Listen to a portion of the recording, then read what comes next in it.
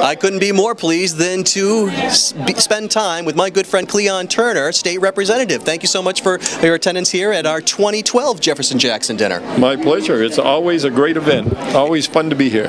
And we've got an awful lot of fun people who are here participating in the interviews, and they've been talking about the hard work up at the State House. You've been championing our cause for a number of years.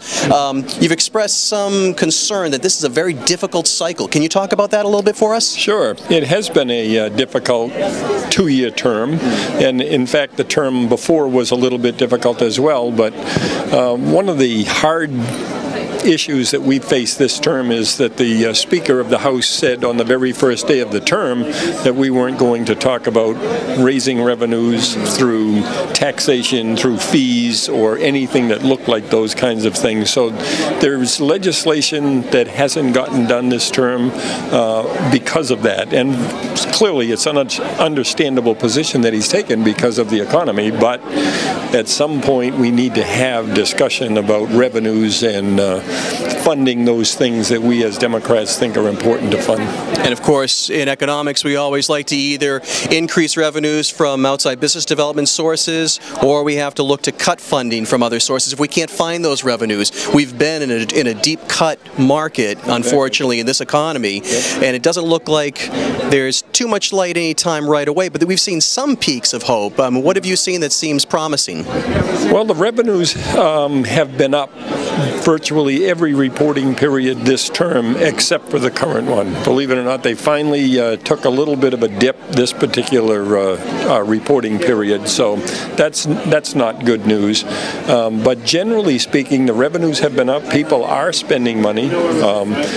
They are going out and doing things and being involved and spending money, so that's a good thing.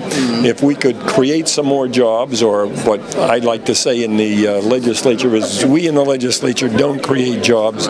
We provide business the opportunity to create jobs. So if we could create some more opportunities for businesses to create jobs, that will increase revenues through more revenues through income taxes and so on.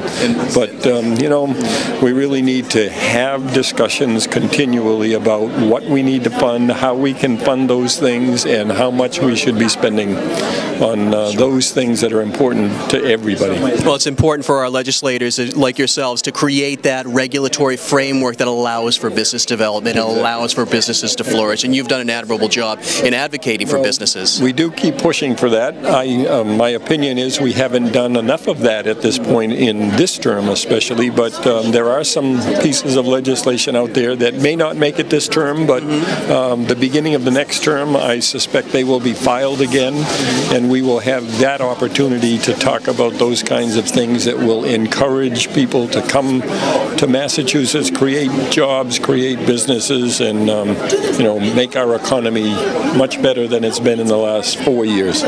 We certainly have yeoman's work ahead of us, but I believe that you are capable, as do all of your constituents in your district, who continue to put you back in office. So thank you for the hard work that you've done on our behalf. We're lucky to have this guy right here, our State Senator Dan Wolf, up there with us. He has really been a breath of fresh air for us in the Cape delegation. He's new to the job, but he jumped in with both feet, and he's brought a new perspective for us. I'm sure he's learned an awful lot by working with you and helping you, so thank you so much for your advocacy for him and for your hard work for us. Thank you. Enjoy the dinner. Thank you. All right, thanks.